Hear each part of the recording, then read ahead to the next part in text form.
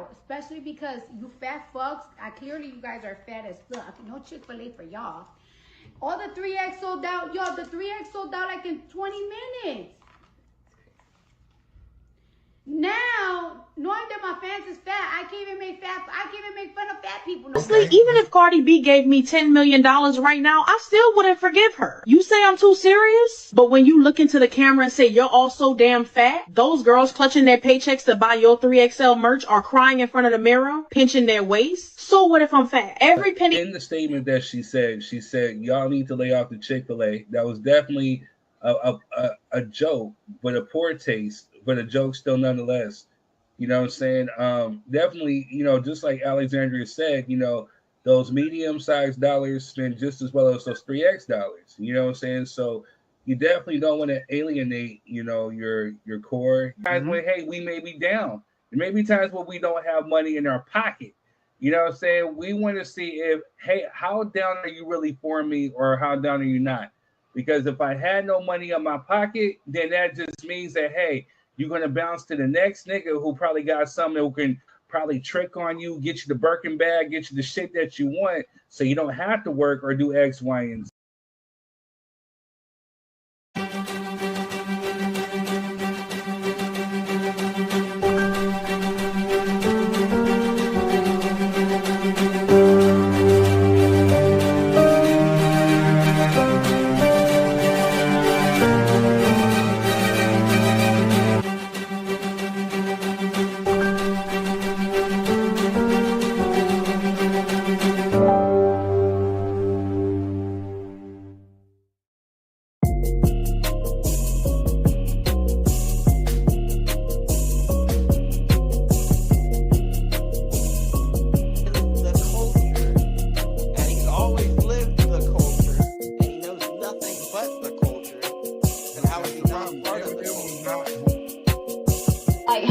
Demand that I give a certain amount.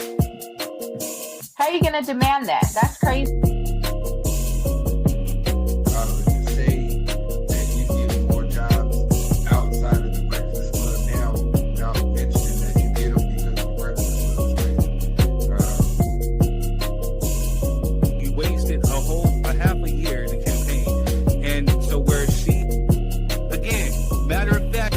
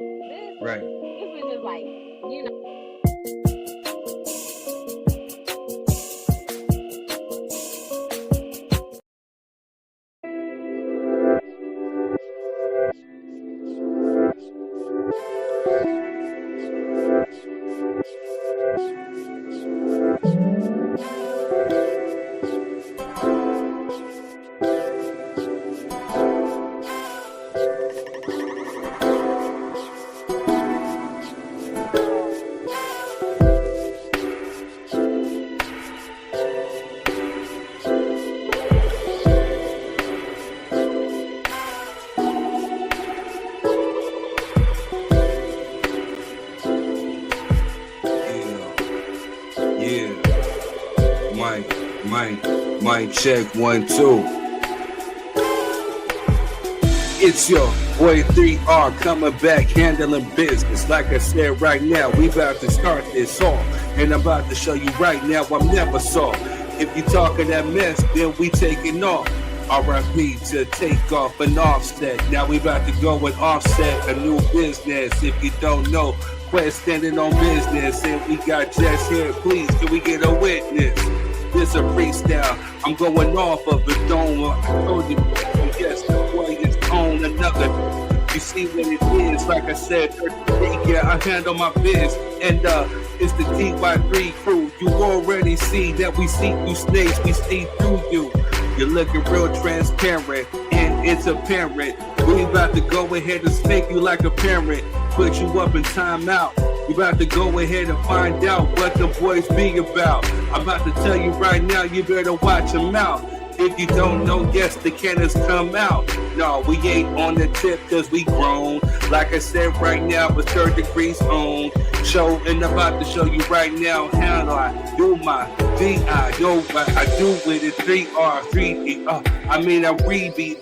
I don't know what I said, but I make you sleepy. And I bring it back even if I just slur and stumble over my words. You get kicked to the curb, you will get served like B2K. Like I said, I'm about to go and do it my way. Call it Mayday, and I won't stop till I see your payday. Why you effing with me? Kinda like Dre Day.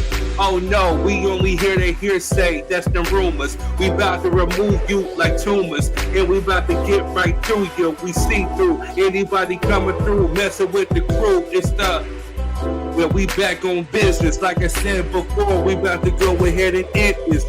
Yeah, my flow and my approach is relentless. Go ahead and stop. You can stay on my shit list. What's good? I stumbled over. I can't really hear the beat, but I still keep it going though.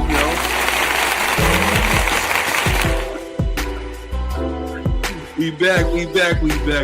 How you feeling? What it do? Yeah, I'm good, my brother. How you feeling? How you doing? Man, I'm glad that the end of the week is here. How about you? Man, can't wait, boy. Can't wait. You know what I'm saying? Feeling good. What up, Jess? Hello. Hey, man, what's going on with you? Nothing much. Just happy that it's going to be a 3-day weekend. Yeah, that's good, too. You don't like to work?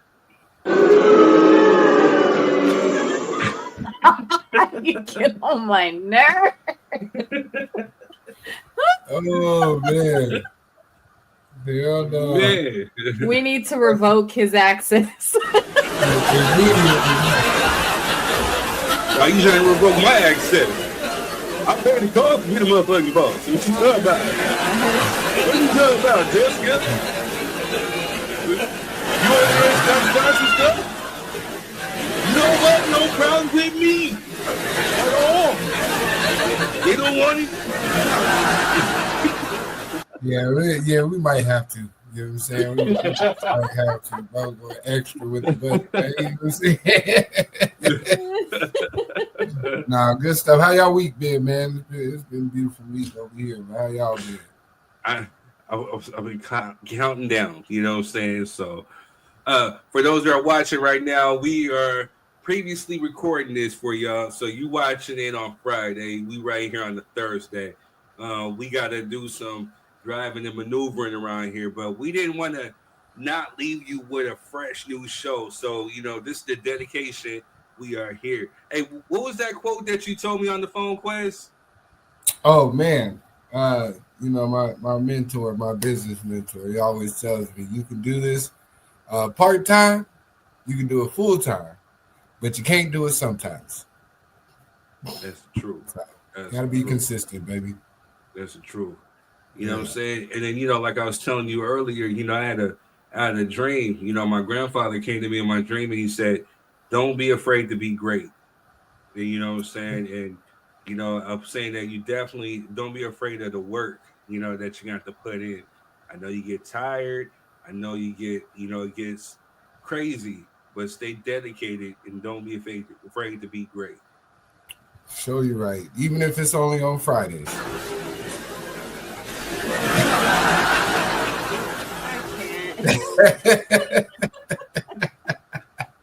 I can't. Oh man, they should have never gave us a button. You know what I'm saying? They should have never gave us niggas buttons in money. Man, we about to be a problem over here. No, for real. But what we got on the agenda for today? I know you got some ratchet news, man. I got some ratchet news. I'm at one. I cannot not do the ratchet news for y'all. So we got some ratchetness. We're gonna kind of talk about what we were continuing on. We had a great discussion last week, and I know it's been kind of like last minute. My brain's been all over the place this week. But we were talking about, we kind of were getting into the whole thing about reparations, and lo and behold, I still got a clip. Of Slim Thug talking about reparations, and Shout out to Amanda Seals, who went, one black woman against 20 conservatives. And shout out to Clarence Brown III. He came up and he gave his thoughts, views, and opinions. And the beautiful thing about last week was that we don't always have to agree. I don't agree with certain things, and Quez don't agree with certain things, but it was a mutual respect where we actually heard each other out. We weren't regurgitating no BS, you know what I'm saying? And then we actually had a good dialogue, and that's the whole idea of Drop Your 3 Cent, is that, we can have different ideologies, different beliefs, different representations, and we can still come on here and keep it respectful. So I love last week's show because of that. And then, we got our good brother Snoop Dogg, you know what I'm saying? He caused some controversy, a resurfaced clip or whatever of him talking about LGBTQ representation in kids' films. And, so I got a clip of that. So we're definitely going to talk and give our thoughts, views, and opinions on that. And, we're going to keep it, nice and funky. You know what I'm saying? We ain't going to hold you all too long, you know what I'm saying? Because, excuse me, I'm still getting over a cold. I'm trying not to cough, you know what I mean? But we're still not going to hold y'all, but we still want to make sure we give you some type of show, give you something to talk about. The next 2 weeks, we're kind of like we're on the road, so we definitely want to come here and represent for y'all. All right, for sure. Let's get it. All right, well, let's get into some ratchetness. What's good, y'all? It's your boy 3rd Degree. We're back with more ratchet news. Well, some of it's ratchet, some of it's not, but we still got to speak on it. So, let's go. Well, judge tosses Sarah Rivers' lawsuit against Diddy. 21 claims gone, only one still standing. That's victory for Diddy. He seemed like he's the Teflon Don, huh? All right, moving on. It's being reported that Starz lost 42.5 million and 400,000 U.S. subscribers in the last 3 months, partly due to main shows like BMF Season 4 underperforming. Because Season 4 of BMF was just corny and weird. Like, the writers have just really just gone on in the trash. They need to get 50 involved, whatever. Wait, y'all. My bad. I can't even go back and stop this. I was showing you guys ratchet news from last week. I'm like, yo, I know this definitely sounds. Pause, rewind. You're getting it live, funky, and uncut right here on this show. Here goes this. What's good, y'all? It's your boy 3rd Degree. We're back with more ratchet news. Well, some of it's ratchet, some of it's not, but we still got to speak on it. So, let's go. Tyler Perry's Beauty and Black returns September 11th. Season 2 trailer promises more drama and revenge. If you've seen Season 1, then you already know it's all over the place. But my homegirl, Lakia Anderson's in there, so I got to support. So make sure you tune in September 11th, all right? Beauty and Black. Let's go. Moving on. Sierra claps back at Russell Wilson corny talk, as she should. Why is it corny to love your wife and the dodo of your wife and actually be a good man and father? You know what I mean? So shout out and salute to the queen. All right, moving on. A DoorDash driver almost got his car repoed while he was dropping off an order, but he managed to get away in his car. Hey, I ain't mad at the brother, you know what I mean? All right, so moving on. Bow Wow spotted by his fans working at a Walmart in Atlanta. I call Cap. You know that boy got money. He got BET money, and he got Love and Hip Hop money. Whatever, man. Moving on. Remembering Kobe Bryant earlier this week, it was his birthday, and it was Black Mamba Day. So, we Kobe fans around here, but also, too, they're saying that there's a Kobe Bryant movie in the works at Warner Brothers, so I can't wait to see it. I hope it drops really, really soon, all right? Let's make sure we do the Mamba right. R.I.P. forever. Moving on. California man stops for gas mid-police chase and still manages to get away. What's up with these guys getting away from the repo, from the police? Hey, man, they probably, when they caught him, they're going to beat the bricks off that dude. Moving on. Yo, a serial butt sniffer arrested again weeks after a $100K bail. Well, he got bailed out and he's back to sniffing butts again. But tell me why he looked like he could be Melvin's cousin, minus the ears. He looked like a Space Jam character. Hey, man, stop sniffing them butts, man. Move along. Yo, where's Money Long and Life Jennings beefing? You know what I mean? I think there's no need. But, hey, moving on. Shout out to the owners of Doolins. He's asking for a community to come out and support the restaurant. And, we're going to pull up. Well, let's make sure we pour into this brother like we poured into Melba's. Make sure that we help support. They actually got really good food, and you seem like a good dude. So we're going to definitely pull up, and we're going to support you, brother. All right, moving on. Shiloh Sanders has been waived by the Tampa Bay Buccaneers, like for what? Over that little skirmish? It seemed like the NFL got a problem with Deion Sanders and his sons for whatever reason, man. But we'll talk about that later. Moving on. It appears that Drake bought some type of Tupac Death Row Records chain, and folks aren't happy, me included. You know what I'm saying? Like, hold on, let me show you. Glasses Malone, even though I didn't like that video he did, Tupac Must Die, but he came right on point with this one. He said, you can buy Cub ring and chain, but guess what? You still can't sit with us. Agreed. And rapper Forte, who was actually close with Pac from the Bay, said, you don't deserve that chain. And, he right. You know what I'm saying? Whoever's selling Drake these chains and rings needs to stop, man. All money ain't good money. Give it to Kendrick. He don't deserve it, right? Moving on. Trump says Cracker Barrel should go back to the old logo. I don't even know why they changed it in the beginning. But I guess it's more thing for awareness, I guess. But I guess it belongs in the logo heaven, right next to the Cream of Wheat, Aunt Jemima, the Land of Lakes, and Uncle Ben. Hey, but moving on. Lil Nas X was arrested last week for a public disturbance and maybe intoxication or maybe even just high off drugs. But he was new, but he replied, y'all girl will be okay. Lil Nas X called felony arrest terrifying after a wild new LA incident. Bro, lay off the drugs, lay off the social media spotlight, and just lay low and get help, because you just stupid. All right, moving on. Monique Slaughter airs out Tank claims they had raw X, and he got her pregnant, and White Xena slept with the game. What in the Hollywood slinging is going on? Anyway, moving on. Congratulations to Michael Jackson's firstborn son, Prince, as he proposes to his longtime girlfriend. So congrats to them, and may they have continued success. Moving on. Man wins $273 million jackpot right after his wife divorced him. Yeah, I bet she's salty. Moving on. Will Smith is being dragged online after fans accuse him of using AI footage for tour promo. Like, for what? Why? Anyway, moving on. It's being reported that Mario and his girlfriend are pregnant.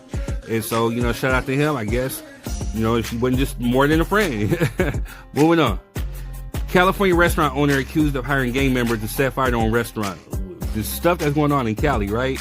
Moving on.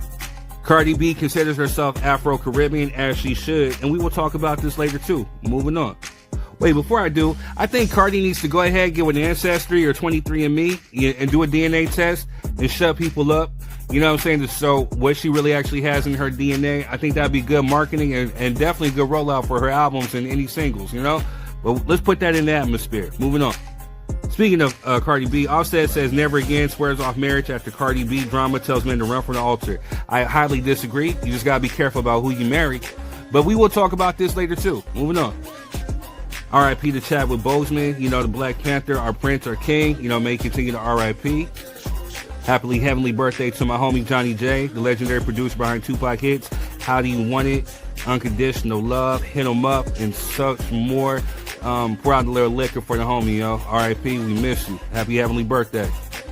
Happy heavenly birthday to my grandfather as well. I love and miss you always. All right, moving on. Trump says black women are begging for him to come to save them from crime that they deal with in Chicago. The people say he's insinuating black men. Right? Moving on. Tamar Braxton class back at Funky Denavinas, whatever you want to say their name. PR stunt claims, I did not fake my accident. Yeah, moving on. Big back. I'm sorry, y'all gonna hate me. I don't care who talk ish, but Taco Bell is bringing back fan favorite menu items from with the launch of Y2K menu, and they bringing back the chili cheese burritos. So my big back ass gonna be up there eating chili cheese burritos because it's only limited time. So you know what I mean. So I gotta get the Mylanta and the Pepto ready because the bubblies is finna happen. Moving on.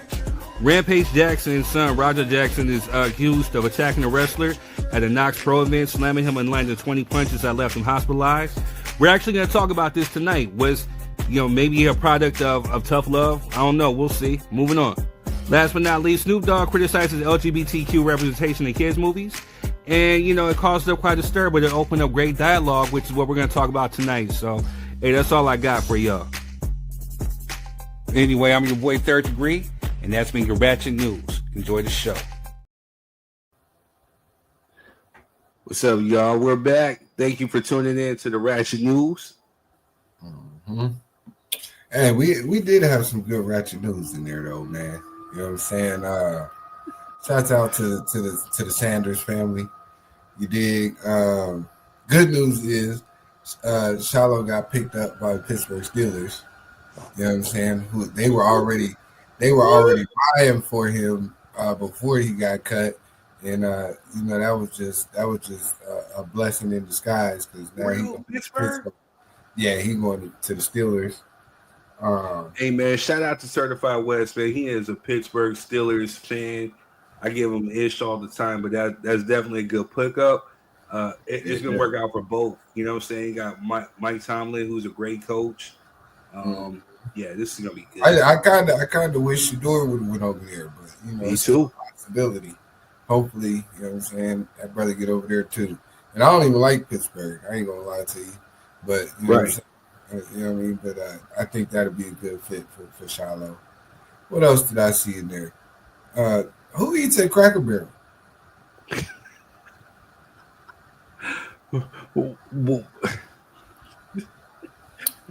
I was thrown off by that one because I did see something on X where they was like, "Oh yeah, see, this is black people made Cracker Barrel change the logo." Black people don't even be over there.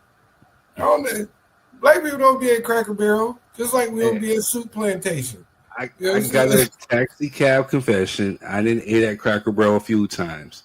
I ate there one time, but when you walk in there and feel like a plantation, I'm cool. You know what I'm saying? I'm good. Y'all can keep this shit. You know what I'm saying? I'm not. But why the name Cracker Barrel? And then it has an old white guy, you know what I'm saying, on the logo. I don't understand it. Is it inclusive just for a specific few? Man, they can keep that cracker and the barrel. It don't mean never mind, man. I will be at Waffle House getting all my breakfast needs. You know what I'm saying? We don't be at Cracker Barrel like that. You know what I mean? Like, he wasn't bothering us with that white man on that barrel. If you know where the term cracker came from, you know what I'm saying? It was from plantation workers who used to crack the whip. They used to call him a cracker. You know what I'm saying? So the cracker and his barrel can do what they want to do. That has nothing to do with me. Y'all keep him up there, take him down, do what you do. I'm not in there. That's all I'm saying. I don't know who was mad about that. It damn sure wasn't us. You know what I'm saying? I can't remember one time anybody saying, you know what I need? I need Cracker Barrel to change the logo. No, we never had that conversation in the black community. Just Clarence, we see you. Give me 1 sec, brother. What else you see in the Ratchet News? What else did I see there? You know what? I'm gonna go ahead and bow out gracefully. If you had anything, I think a few of them we're gonna talk about anyway. So we're gonna talk about Snoop. We're gonna talk about Rampage Jackson. Those are just the ones that bother me. I didn't even write the stuff down. So for those that are watching, thank you for tuning in. Right now, like I said, it's previously recorded. So make sure that you guys are hitting the like and the share and the subscribe button. If you guys are on Facebook, make sure you guys are tapping out that like emoji or the love emoji or the laughing emoji. If you see something, make sure that you're typing it in your comments because we're going to engage. We're going to definitely respond. You know, I might be on the road, during the time, but we definitely want the engagement to keep rolling in. So, I'm gonna be in the comments trying to figure out who the Cracker Barrel. POP, hold it down. Well, a couple of things I put in Ratchet News. You know what I'm saying? I got to definitely give a shout out to our happily heavenly birthday to, my grandfather. You know what I'm saying? Today's his birthday. He definitely stepped in and was that male influence that I needed. You know what I'm saying? A lot of his morals and a lot of stuff he instilled in me, saying made me the man who I am. So I wouldn't be here if it was not for him. And so I definitely got to give him love. Another pops, man. Happy heaven, brother. I appreciate you. Another one too is Johnny J. You know what I'm saying? From y'all may know him from. He's the producer from Hit 'Em Up. How Do You Want It? All About You. Pour Out a Little Liquor. You know what I'm saying? Unconditional Love. You know what I'm saying? He was Tupac's producer. He was a friend of mine. You know what I'm saying? Quick story. I met him at a Jerry Heller book signing. And, with me being the essential Tupac fan that I am, I just looking around the room. I'm nervous, just because I'm here. And I look over and I see him like, yo. I went up and said, you're Johnny J. I'm a huge Tupac fan. And this is such an honor, man. And he was like, oh, man, it's love. So he signed my Jerry Heller book, you know what I'm saying? And that's what you see. And then later on that night, because for those that don't know, Jerry Heller is a family friend.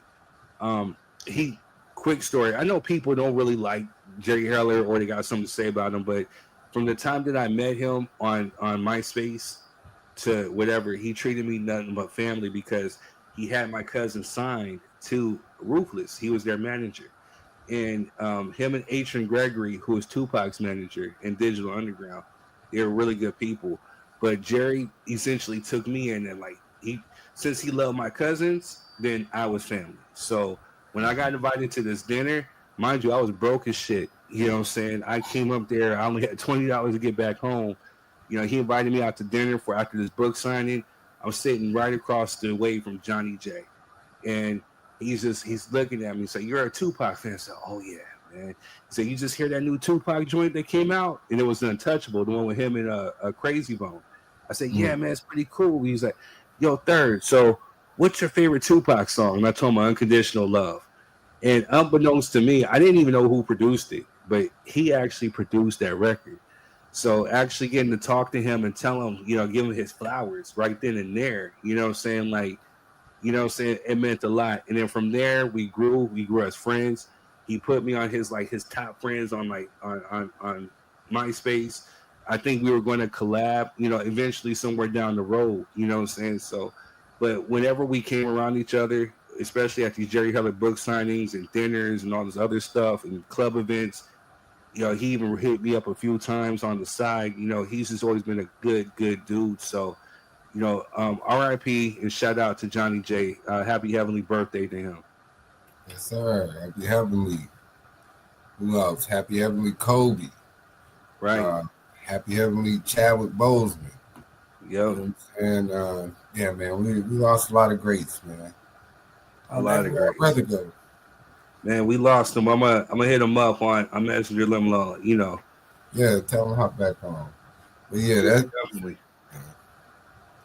That's sorry, man. You know what I'm saying? Shout out to all the Virgos, maybe except for one. Damn. Or two. Or three. Yeah. I'm just playing. Shout out to all the Virgos. I know it's y'all season. You know what I'm saying? That sounded hella personal. I'm like, do I know any Virgos? I had to think about it. I know one or two that I'm like, we can just go ahead and just skip over. But truthfully, shout out to all the Virgos, man. All the Virgos, even the ones I may not like per se. Clarence, we see you, brother. We're gonna get right to you. Shout out to all the Virgos. You know what I mean? I'm just being funny. You know what I'm saying? But just so you know, a Sagittarius season is right around the corner. So just it's on the way, ain't it? It's on the way. All right, y'all. We'll be right back. We'll holler at you in a few. See you in a few. Uncle Nearest Premium Whiskey is a brand of Tennessee. Whiskey honoring Nathan, Nearest Green, the first known African-American master distiller. The Nearest Green Distillery, located in Shelbyville, Tennessee, is the world's first distillery named after an African-American. Green is credited with perfecting the Lincoln County process, a charcoal mellowing method that defines Tennessee whiskey's smoothness. Get your bottle today.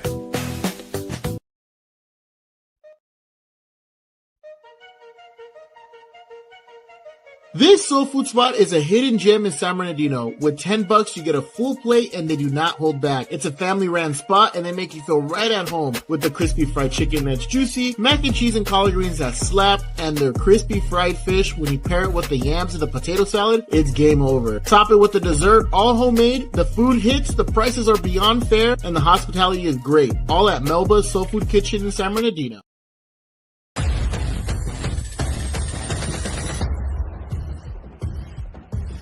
You mean to tell me that he never left the game? Man, you in Italy. Why do you care about the streets and all? Just say I love multiple streams of income. I need you to keep tracking down informants that can lead us to Dutch. You really don't care about people's lives, do you? The guy's name is Chicho Mancuso. He's a vicious motherfucker. He likes dope and he likes bitches. He stole from a guy I've been working with, Renato. Renato! Fancy red diamond worth millions. What about Agent Diana Moretti? I don't know nothing. Citywide crackdown. These are the girls from Tony's list. We haven't heard from Tony all day. Mr. Dutch is an amazing person. Let's go. Trying to get me killed? Kill you. Fuck yeah! It's always like in death with you, isn't it? You're trying to analyze me. We're family. We were family. So that piece of shit tried to get me killed. When I gave your guy the janitor contact, I made my choice. Where are you going? I hear you have the biggest dick on the boat. Or maybe I am the biggest dick on the boat. They left you a message. I know you're a snitch. I don't lose. Either I win or I learn. Left pocket full of pink fizzies, right pocket got blues in it. Lord send them packs to me, I know what to do with it. $1,000 shoes, I'm walking. And we are back. We are back. What's good, people? What's that deal? We back in here. All right. So, quick words. You know, for me, I'm all about loyalty. So, if I funk with you and then I stop funking with you, it's because I've seen some disloyal-ish. And it's no diss. It's no, hey, beef. We got beef, whatever. No, you're doing something that I don't necessarily agree with or in line with, and then that's just what it is. So I can feel I that. just gotta say that. I'll just say get it off my chest, because you know some folks, be over here doing little splinters or whatever. Anyway, so we're getting ready to talk about reparations. We had a good talk about, we had actually a good conversation last week when we were talking about Amanda Seales essentially going 1 versus 20. You know what I'm saying? Essentially against black conservatives. And, for me, I'm not really a huge fan of black conservatives because a lot of them want to be something that they're not, especially within their tax brackets. But it would still open up a good talk, a good debate. And then we had Brother Clarence Brown. He came up and we started getting into a segue talking about certain things with the government and especially about reparations. So, which led to a bigger discussion about reparations. So, which we're actually going to do tonight. So, this is going to be the first topic that we led off with. And so we're going to bring Clarence Brown on, and we're going to get into the reparations discussion. Let's go. What's up, Clarence? How you doing? Peace, family. How's everybody doing? My name is good. Clarence Brown III. I attended Howard University in the 90s. I currently work with at-risk youth that are involved in the California probation system. And right now I'm a big advocate that I'm a black foundational black American. I'm a big advocate for us receiving our reparations. And I guess what we have to start off with first is who qualifies. Right. Hold that thought, Clarence. We about to get into a real deep rabbit hole. We did want to welcome our brother Clarence Brown III to the show. Everybody give our brother a round of applause.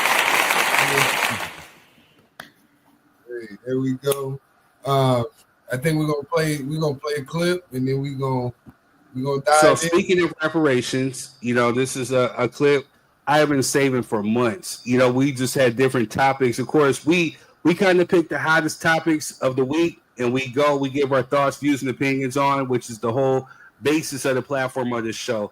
But I've kept this clip for months, you know what I'm saying? Because it was one of these deep conversations I wanted to have about reparations. So we're going to play this clip and we're going to talk about it. And then wherever the road leads us to is where the road leads us to. But here goes Slim Thug. So to ever question my blackness when I have the integrity enough to not even let a white man own my music, and it's people buying masters and selling masters every day, like it's none. I'm none affected by that. You know what I'm saying?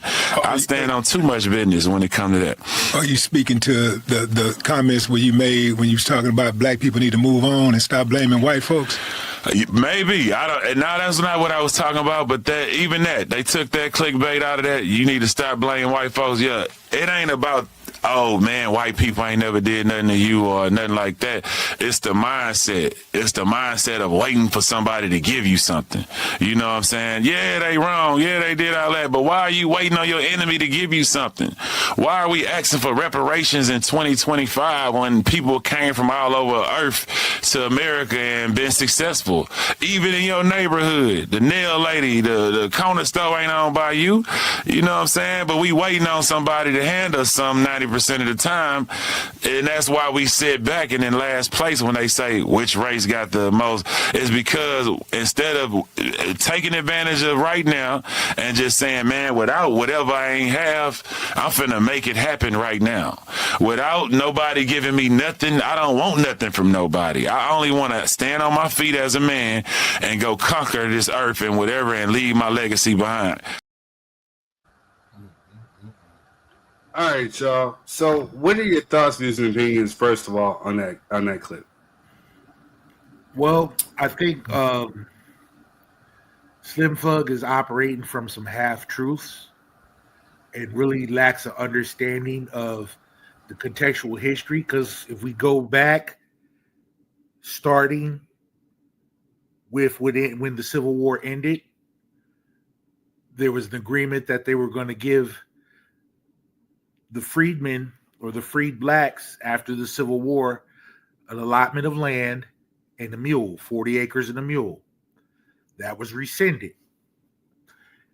So once we go further in, I'd say around the year 1876 or 1870, around that time during that election between the Democrats and Republicans, where you had the Great Compromise, where federal troops were removed from the South and Black Americans were basically told they had to fend for themselves.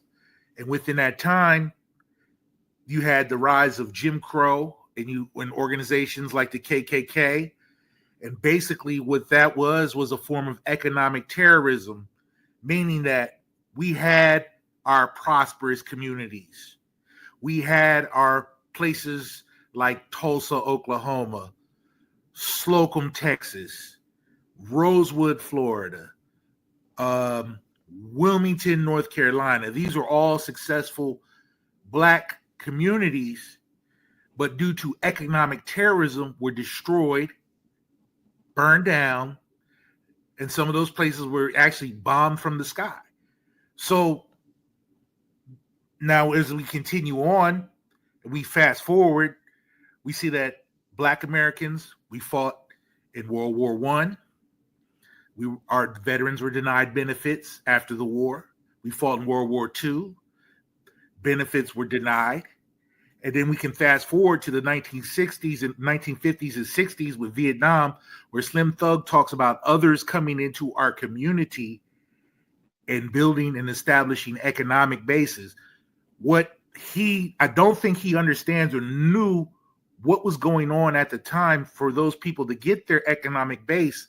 That wasn't anything based off of their fortitude or their ability to do work, but it was actually a form of foreign policy to give people in foreign countries low interest loans to start businesses in Black communities, because what they wanted to do was look better than the communists, right? So people wouldn't go to the communist side. So that's why you see the Koreans nail shops, the Korean hair care products, the Korean within the Black community, because they were allowed to establish businesses, because they weren't allowed to establish businesses in white areas. Because what would they do if they built a Korean store in a white area? They'd burn it down. So the opportunity, the economic opportunities was in the Black community. But at the same time, while this was going on as a form of policy between banks would deny loans to Black Americans. There was a process, what they called redlining. It's a history that was there that I get what Slim Thug is saying. I got that part. You want to get it on your own. But see, the problem is nobody gets it on their own. Somebody has to come out and help you. You know what I mean? You. Right. And to me, for him to say that, I think he's come. I mean, it's a position of ignorance, and I don't mean ignorance as in meaning dumb or stupid, but ignorance. Of course, just not knowing. not knowing, not having the educational foundation to, to really comprehend this concept of reparations, because it's comprehensive. It's not just money or someone giving us money, but it's for everything that we've had to endure and go through in this country that other groups have not had to endure or go through. Exactly. You get what I'm saying? I get you on that one. So let me say, I agree with the point that our brother Clarence is making wholeheartedly about it being a statement of ignorance, because I don't think he was saying it knowingly, having all the facts. So I will give him grace in that regard. But I also want to make sure that we understand that nobody's sitting around waiting on the government to give them reparations. Right. But if you look at it, if you harm someone, right, and they die, right? That's just because I don't want to say, I know we're gonna be on YouTube. But if you harm someone and they happen to pass away, right? Even the government says that you owe that person's family restitution, right? For being a victim of a crime, right? So it's not the fact that we're sitting around waiting. It's the fact that it's a debt that is owed. And if they would have paid it when they were supposed to, we wouldn't be having this conversation in 2025. If they would have allowed the Black community to thrive on their own recognizance, then we wouldn't be having this conversation in 2025.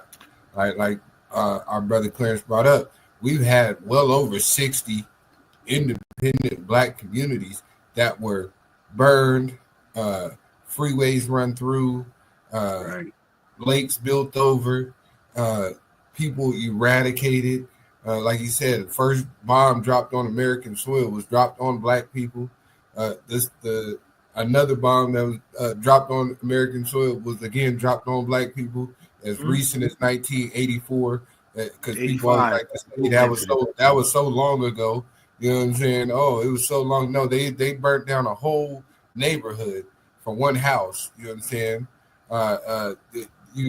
Correct. 1985 with the MOVE organization, which some of those individuals are still in jail now. You know what I'm saying? For practicing their independent rights. So I hate when individuals look at these other communities, they've come over here and they've gotten it together right in your face, and not taking into account that it was by design. You know what I'm saying? Right. It's designed to be that way, because every other instance of where Black people were left to create, fend, prosper on their own, we've thrived.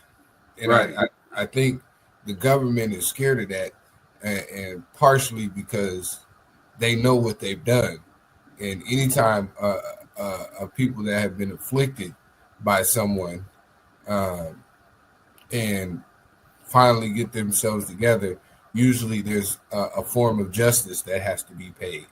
And I think the clear community is afraid that if Black people get into the same position that they have been in since the inception of this country, that we're going to do to them what they did to us. And that's not necessarily... I think it's a fear of reflection, Before I get into my 3 cents, Jess, do you got anything to say about reparations? Not much. We just need our money. Hey, plain and simple. That's what it comes down to. Yeah. So expound on what my beautiful sister right here is trying to say, is that they need to definitely pay what they owe. Because, at the end of the day, everybody acknowledges, whether it be Democrats, Republicans, Independents, whatever, saying like this country was definitely built on the backs of our ancestors. And so definitely once the end of slavery, per se, in the form that we knew of it or we know of it today, we were promised something, 40 acres and a mule. You know what I'm saying? Other people who, definitely ancestors, descendants of, Japanese Americans who were in concentration camps during World War II, Jewish Holocaust survivors during World War II again. You know what I'm saying? They were given some type of reparations, some type of money, some type of seed money in order to either have businesses or to pass on to their descendants. It's been the one thing that has been overlooked by us. And the one thing that I'm going to piggyback off what Quez was talking about earlier on in one of the shows or episodes is that they even were paying Jewish Americans some type of form of money due to the recent hate crimes as of 2025. And so I'm going to stir the pot a little bit, because one of the things I agree with Quez is, when it comes to us or people who have the melanated skin tone, when it comes to us getting everything that we're owed, we're told, oh, well, wait, we got to we don't have enough money, but wait. But, when it comes to other people, you seem to have money on demand.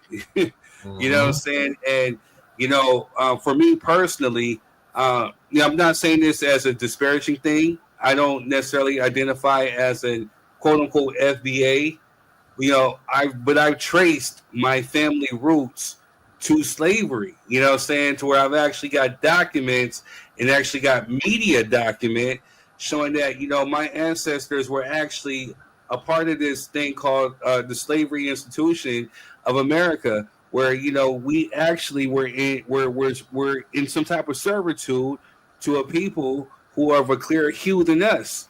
So yes, pay me what you owe me. Whether it be in the form of cash or whether it be in the form of education, whether it be in the form of real estate, whether it be in the form of something, give me something to where I can leave my descendants, because this is where my bloodline comes from. And if it wasn't for my bloodline, you would not have a country. Thank you. Exactly. And to build off of what you're saying, see, this is what people don't have to know and understand is that black people, there was no America before black people built it, right? So when everybody comes, well, oh, my family came here as the Irish, or I came here as an Italian, or I came here as from Eastern European, they have to understand is that the infrastructure to establish America was already built for them to come in and enjoy the fruits of this country from our labor. See, a lot of people, this is the problem is, and I'm gonna tell you what it is because people really don't really study American history as intensely as they should. All pretty much we get is Lincoln freed the slaves. After he freed the slaves, you had Jim Crow, and then after Jim Crow, we had the Civil Rights era, and then everybody's pretty much free. What they fail to tell you is about the economics. See, we can talk about the things that you can do, like, desegregating a bathroom or desegregating a school, but the economic repair, that's where everything is, where this country has always been lacking. Prime example of economic repair would be that I imagine everyone has a relative or someone that had served during World War II. Mm-hmm. I have a relative who's actually still alive today. He's like 90 something, and he served in World War II. Now, probably, I don't know his history, but one of the guarantees that they gave the GIs after the service is that they had to give them some sort of reward for serving the country. One of the rewards was the GI Bill, which was a grant that was given to GIs so they could continue and further their education. Well, black GIs were locked out of that. The other one was, if you're familiar, is the VA loan. Now, with the VA loan, basically, what happened with the VA loan is that the only qualifications that you needed for a VA loan was $1 down and an honorable discharge from the service.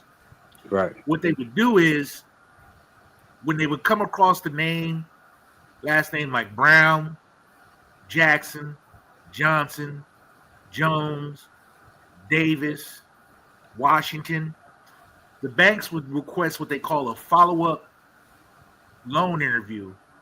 And to come upon you coming in to the office, the banking office, and them seeing your black face, you were automatically denied the loan. Now, Wow. mind you, that these loans were guaranteed by the government, meaning that if the person that was being lended the money defaulted, the institutions that backed that loan would still get 100% of their money from the government. Right? Right. Now, the problem with that is that how is it that our tax dollars went into these programs, but we cannot benefit from those same programs? Less than 2% of the 2 million black GIs that served during World War II actually received VA home loans. What we have to understand is that those loans was which basically jump-started the middle class white America, right? Right. Because after the war, people had the opportunity to go and buy properties in the suburbs for dirt cheap. Dirt cheap. You could purchase a house, 3-bedroom house, 2 baths. House might be $9,000 in 1950s and 60s money. Now you fast forward to 2025, that same house might be worth $750,000, which basically would enable white America to get a jump start and get ahead economically. Right. So why not pass a program for the descendants of people who are descendants of World War II veterans get the opportunity to have those loans? That would be one program that could be established. $1 down. Right, with the dollar down program, where you take $1 and you're able to make a home purchase. Because what people don't understand is that what those people did once they got a home was they were able to refinance that home. What did they do with the refinance money? They started Send their business. kids to college. Send their children to college, right? Yeah, Start business. Expand the house. Build a pool in the backyard. What does that all do? That all increases the value of your property. Now, at the same time, this was going on. They were using a practice called redlining, where it would be a majority of black areas where they would refuse the loan or give money to establish ownership. Right. Okay. Right. Very true. Yeah. I mean, that's a big thing. I do like the fact that you brought up sort of incorporating the reinstitution of that VA process, because that we all know that home ownership is number one tool. It's key to wealth, right? That home ownership is the number one key. So, the fact that us as foundational Black Americans, even for Third, who doesn't refer to himself as one, he doesn't get to choose. He just happens to be one. So he'll be strong. You know what I'm saying? But no, listen. So I that's the first time I've actually heard that solution incorporated, which I totally agree with. Me too. I don't necessarily agree with funding education and I mean, to a certain degree, I do. To a certain extent, I don't want it.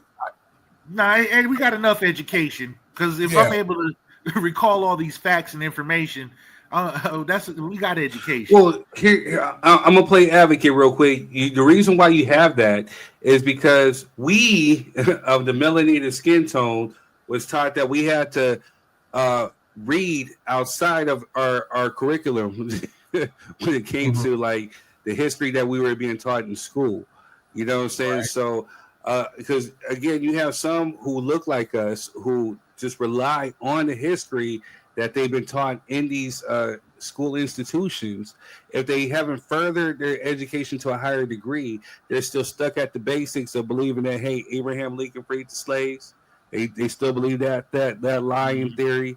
They still believe that certain things that, hey, we come from jungles where we're nothing more than just, savages and uneducated people. They still believe that crap. You know what I'm saying? But for those who are enlightened, so shout out to my brother Quez, we had to actually dig deeper and research on our own. We were given what we were given in order to placate and play the game, but we had to sharpen our own tools, so we were able to tell them what we are and not have them tell us what we are. You know what I'm saying? Absolutely. So that's my whole problem, because if we funnel reparations through education, aren't we just spending more money to miseducate people? That's a good point. Here's the thing though. When you get to a higher degree, you know what I'm saying, like that's when you actually you're given the books to actually learn a little bit further, to actually learn the real about your history. But it's just like, shout out to my grandfather. It's what he always told me: having a degree does not make you or qualify you as to be smarter than somebody else. For us individually, for us as our skin tone, it helps us be able to play the game. So therefore, if you do have a career in such businesses like a marketing or whatever, if you have that degree behind your name and you come across somebody else who's of the clear hue, and they may not have a degree, and you guys are going out for the same job, you know what I'm saying, that degree is going to give you that much more of an edge over this guy over here. Because hope it does. At the end of the right. You hope it does. Sounds good in theory. You do, you know what I'm saying? But for the most part, let's just say, for example, if we don't, let's say Clarence has, because he's a well-educated brother, let's say he does not have a degree, but he's going out for a certain position with all the knowledge that he has. But you have Jim Bob over here who has a degree and may not be as knowledgeable as Clarence. You know what I'm saying? Automatically, Clarence has a couple of strikes against him, you know what I'm saying, already, to where they're going to look at him in a negative light. But again, with Jim Bob over here, because of skin, they're going to more so go with Jim Bob. But if you got that degree behind your name, you know what I'm saying, and especially if you got to back up or maybe like certify the knowledge that you have, is going to give you that much more of an edge. It gives you a clear advantage of playing the game. You know what I'm saying? Agree, So but I also could say, you could also say that and play devil's advocate, is that, well, if they give us our reparations, we won't need their damn jobs because we make our own jobs. Which segues into the question I want to ask each individual on this panel. What does reparations look like to you? We'll start with Quez. We'll work Quez, Jess, Clarence, and then we'll go to me. Yeah, mine is simple. Cut the check. You know what I mean? For real, cut the check. Because everything that needs to be done is always going to take finances. And I'm completely aware that a large, I'm not even going to say a large, I'm just going to say a certain segment of our community is not going to do right by it. But that's not the reason they're giving us reparations. The reason they're not giving it to us is because they know if they give us the money, there's another percentage of us that are going to create something. And it's going to challenge the status quo that is right now.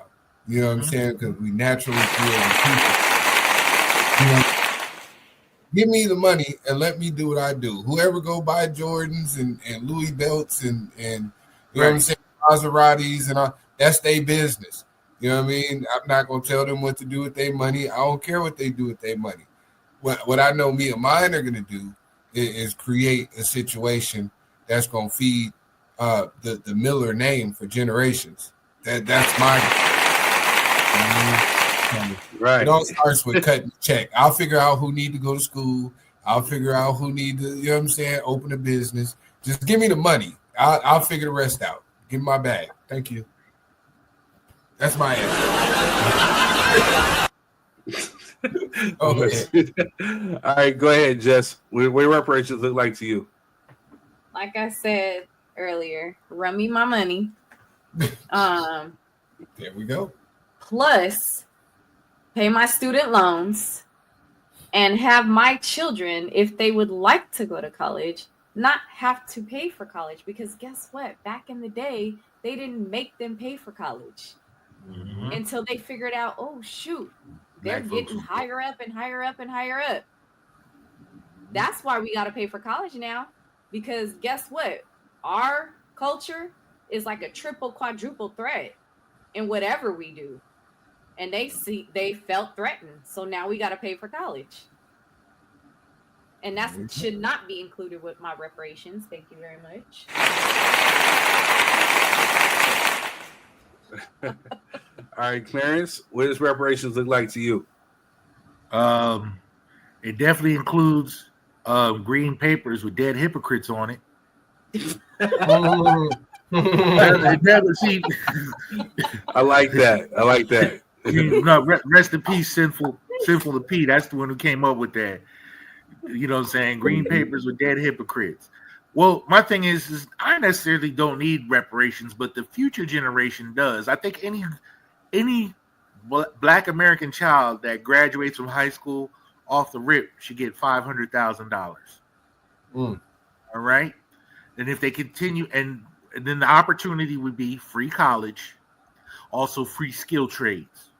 You know what I'm saying? That way you have a balance of your white collar and blue collar workers, because you need that cohesion between those two to actually build, because you can have a lot of people that have the intellect and the intelligence, but you're also going to have people that know how to lay down the foundation and physically build the institutions that we need in our community, right?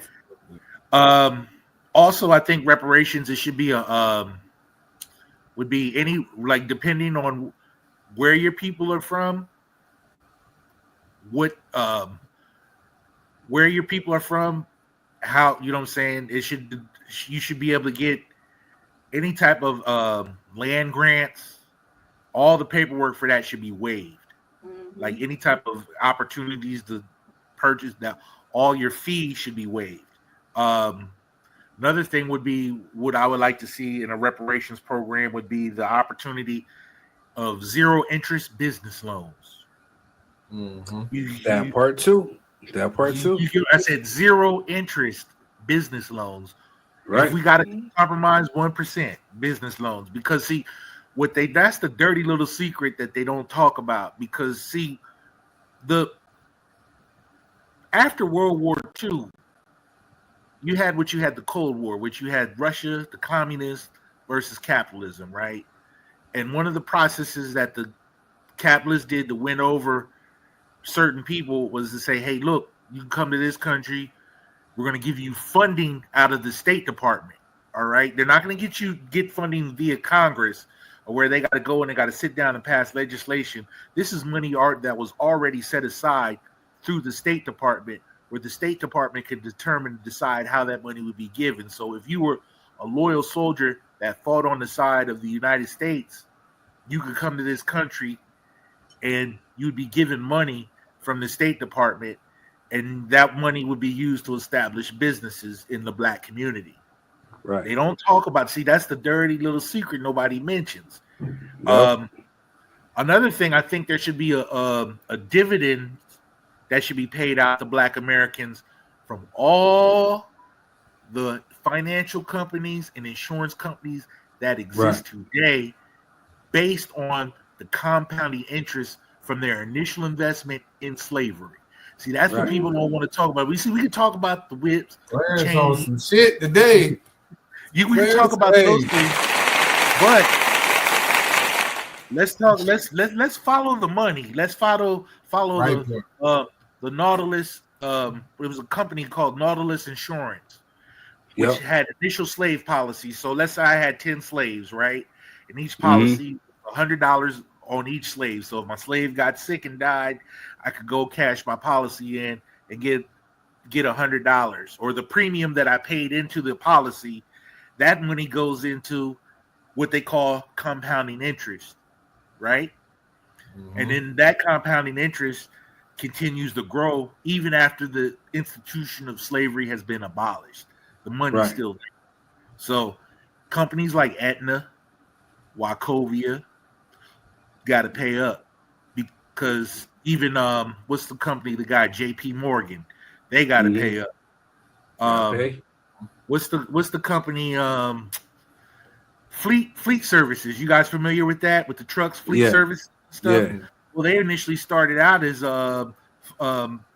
supplying and funding and building slave ships. Right? There's today. Right? So it's a lot of people. It's a lot of history, man. And there's a lot of entities and organizations that exist today solely because they're involved in the slave trade. Right. Right. And I think now I'm not I try to be apolitical. I'm not either try to go with the Democrats or the Republicans. I am myself a conservative, but I'm a moral conservative as opposed to, all that other stuff they get into. Right.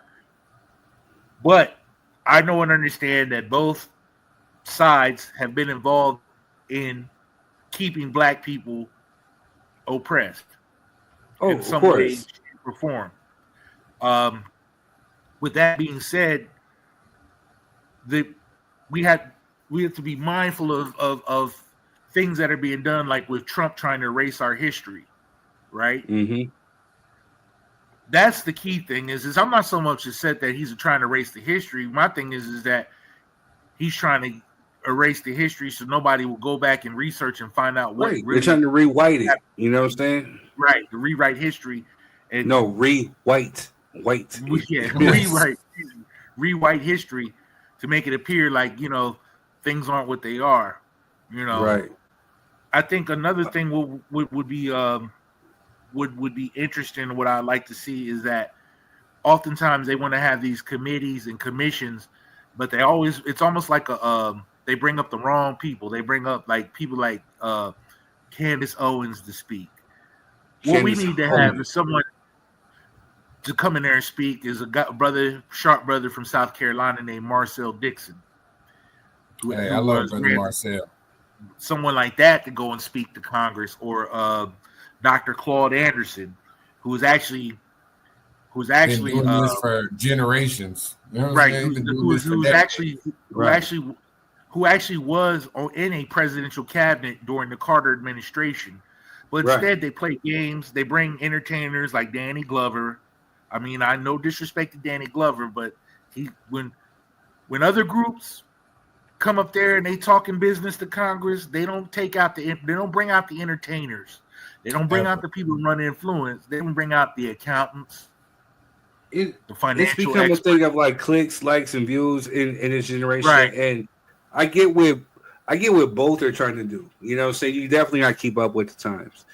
That's a completely different. That's a different rabbit hole. We'll definitely talk about that.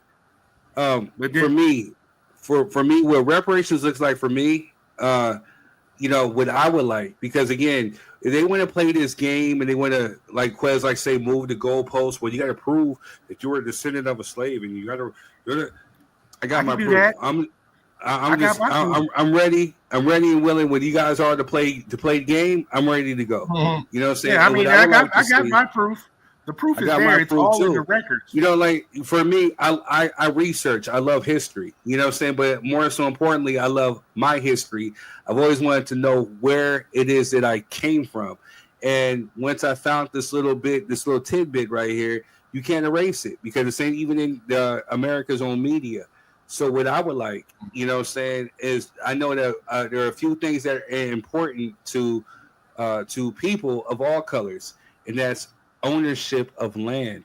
I would definitely like to have that, to where I won't have to worry about a mortgage or whatever. Right. Or if I do own some type of land, I can build a business like a bread and breakfast or a hotel or whatever I want to lease on my land. I own that land. Right. You're gonna have to pay me to run your business on my land. Therefore, we have money that generates for generations. And I'm not talking about like a quick buck to where I can pay me like $500 some $1,000 or $1 million to where I can essentially just go back and put that money back into the economy to help build. Which, if they were smart, that's what they would do, is that they would give people this money so they can put it right back into the economy to help boost it, which will actually help save the economy. But for me, I want the long-lasting dollar as opposed to the quick buck. You know what I'm saying? Another thing that I know that's going to be essential, is in education. The same way that Native Americans can go to certain colleges or get certain health cares or certain things where they don't have to pay for it. Hey, give that to my people too. Give that to my descendants. But for me personally, if I get to taste my reparations from my descendants built off of my relatives, then yes, I want to see some type of form of real estate, or like you said, some type of business to where it generates a long-lasting dollar as opposed to a quick buck. And that's just me. That's a good. I agree with you. I will add on that. I'm glad you said that, because that was one thing I left out of mind. It needs to be comprehensive to, the same deal that they gave the red natives. You know what I'm saying? Because nobody's complaining about their deal when it comes to the red natives. And there's so few of them. That's why. No, it's not even about that. It being so few of them. It's the fact that they don't generally operate in the same society. No, they don't. They're in a separate society. Yeah, they typically are off to the side somewhere.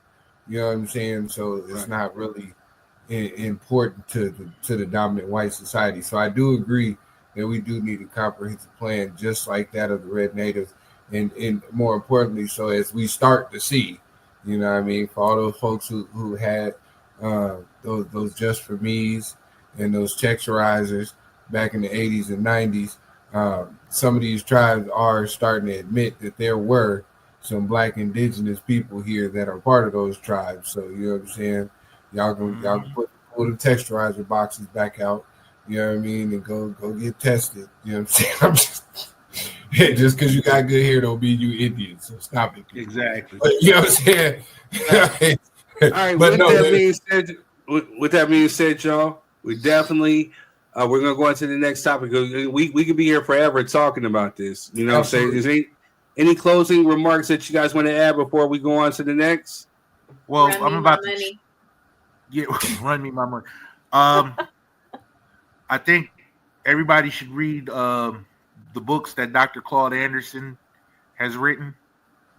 It gives you a very good foundational insight to reparations, because they'll pull out all kinds of red herrings and ad hominems to attack you.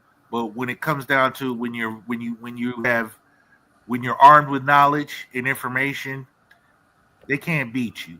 So my thing is that we just got to continue on doing our research and continue to add on and build, because I think eventually two things is going to either happen in America. Either they're going to give us our paper, or God's going to destroy this country. I like that. And my advice is right now, don't be hanging around the large crowds of white people, because you don't know when God might drop a tornado down and you get sucked up right on the Hey, we love our clear. There's some clear folks we're not cool with, but there's clear folks too. But man, you know what I mean. No, I feel you. We love everybody. Love everybody on this show. Hey, real quick, friends, go ahead. Oh no, I'm just over here laughing, but they do say justice tends to reign on the just and the unjust. So, you know what I mean? It's only a matter of time. You dig? So, word. I definitely agree with our brother. I agree too. To bring out some educate, justice. Learn, and research. Learn. Yeah, because we gotta preserve our own history. Because if we leave it up to the dominant society, we won't have any. So very true. That's my advice. Agreed. Preserve history and teach it to your children the correct way. My parting words: learn your history, learn about yourself, research. Don't be afraid to talk to your eldest living ancestors or relatives. Don't be afraid to dig into your own family research. Learn about yourself. Don't go by what they tell you that you are. For my younger brothers and my younger sisters coming up, you're more than just a thug or a gangster or a baby mama or a ratchet, whatever like that. You come from a rich history that you need to dig into and learn about. And don't just accept the status quo of what they tell you that you are. You are more than that. Just educate yourself. That's all I'm going to say right there. All right, so we're gonna pause this real quick. We're gonna run a few ads, and we're gonna come back. We're gonna talk about what Snoop had to say that caused the stir. This is gonna be a good one right here, and we'll be right back. Hello, family. I'm Marquez. Hey, you guys, and I'm Denisha. We all want the best for our children, right? Security, opportunities, and a future filled with endless possibilities. That's right, but here's the question. What are you doing today to create that future. Imagine building a business that creates generational wealth, leaving a legacy that grows even when you're not working, showing your children what it means to dream big and take action. That's right. With PlanNet Marketing, we offer you the opportunity to earn income while still being present with and for your family. We show you how to invest in their future while securing your own and teach them by example what financial freedom should look like. And don't just tell your kids to dream big, show them how it's done. That's right. Comment below or you could just message us for a direct link to our presentation.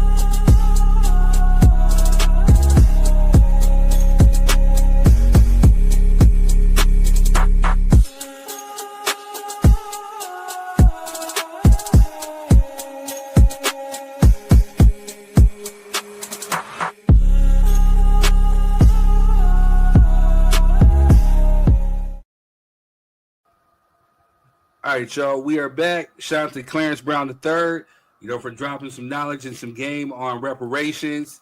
What I'm saying? It was definitely insightful, definitely informative. We look forward to hearing more about it in the future. As of right now, I'm pretty sure what some of y'all know, there's been some controversy, once again involving the good brother Snoop Dogg. Snoop, what I'm saying? He done got caught up with some stuff that he said. And man, let's just go ahead and play the clip. Let's see what y'all got to say about this. Took my grandson to see what was the movie with Buzz Light? Toy Story? Not that one, but the new Buzz, the Lightyear. I think it's called Lightyear. Yeah, with Keke Palmer's in that movie. Okay. She plays like the daughter. So we watching it, and the lady, which is Keke's mama, they move on into the space years. They move down the line. They're like, man, she had a baby with a woman. Well, my grandson in the middle of the movie like, Papa Snoop, how she have a baby with a woman? She a woman. Oh, shit. I didn't come in for this shit. I just came to watch the goddamn movie. Hey, man, watch the movie. They just said she and she had a baby. They both women's. How did she have a baby? Shh. The movie ain't over with. So it's like, fuck me, I'm scared to go to the movies now. Like, y'all throwing me in the middle of shit that I don't have an answer for.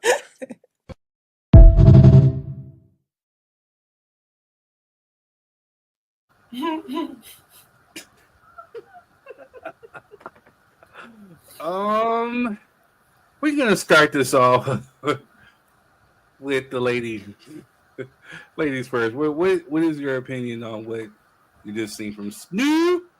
Oh, that's so nice. Ladies first. So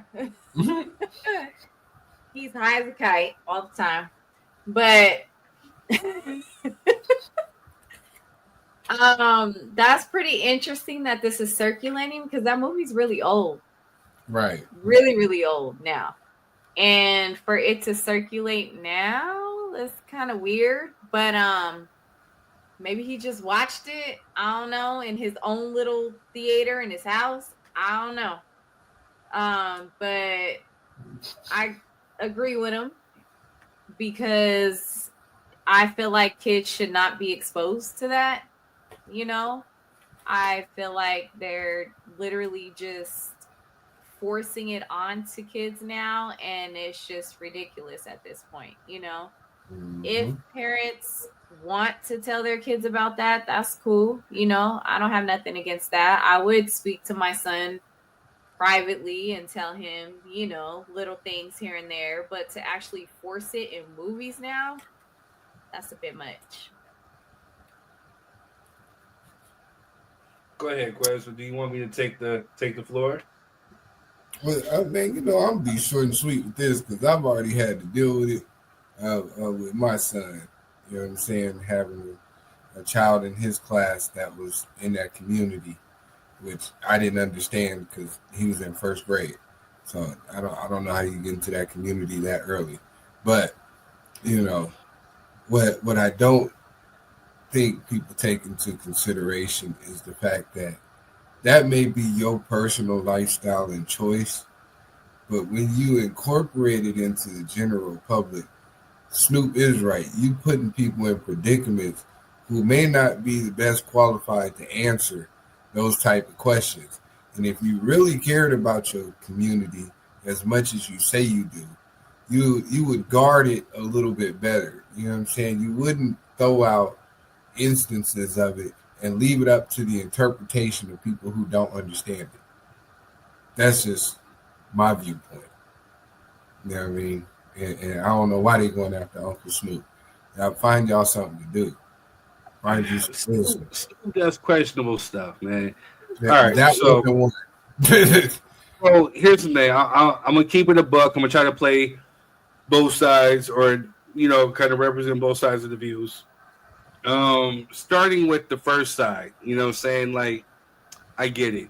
Saying like, I study human sexuality and 115 actually in college in the psychological. So I get that even at an early age that maybe there may be certain chromosomes that may not be represented within the gender, but so I get that aspect, but like Quez was saying, how do you know you're of that community, at that age, like Jess has educated me on kids are impressionable from 0 to 7.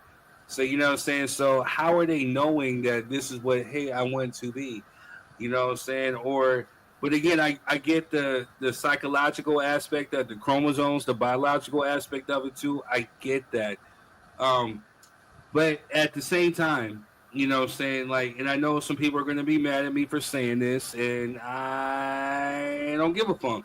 At the end of the day, the way that a baby is formed is from a male sperm and a female egg. It has to be one of the other. There is no alternative choice. So that's just the science and the biological aspect of it. So what do you expect a child of that age to do? He's going to have questions. If this is what they know, if A and B equals C, but then you have C and C trying to equal B, it's not going to make sense to this child. He's going to have questions. He or she are going to have questions. Then, like Quez was saying, it depends on the person who tries to educate this. You either might have one who's far extreme or maybe far liberal on either of the stances. But then you have the folks in the middle where we got to try to explain this to our children. Like, why are they going against the abnormal? Why are they going against the norm? What is this? And it becomes a whole deeper conversation to be had for a child that's between 0 to 7. You know what I'm saying? So, so even to a certain extent, we got criticized, or even the heterosexual community. You have to be careful about what you incorporate into these kid films, because these are kid films. They're still learning between a certain age. You know what I'm saying? So you can't go too sexual, whether it's heterosexual or whatever. You got to keep it at a good balance. Again, the norm is man, woman creates baby. So whether it's a man or a woman and a woman, they know you got to tell the kid that biologically this can't happen without one or the other. So it's an alternative lifestyle.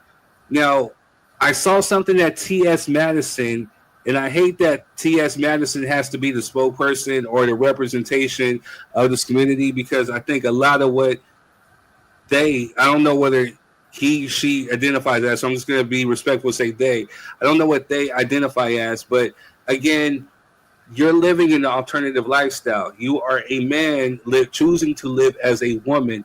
So the one thing that I will agree with what they said was that, parents are going to have to definitely teach their kids, like, hey, there's an alternative lifestyle. There may be something different than what is the norm, but just because they choose to live differently does not make them bad.